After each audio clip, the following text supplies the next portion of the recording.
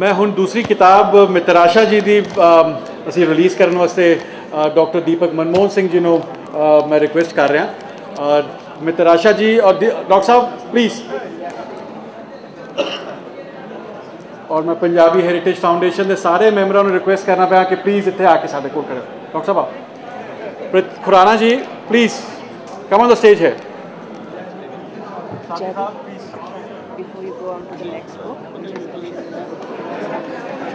one is that? Film Sazi? No. This is the last one we're gonna This is the yes. This is the last one.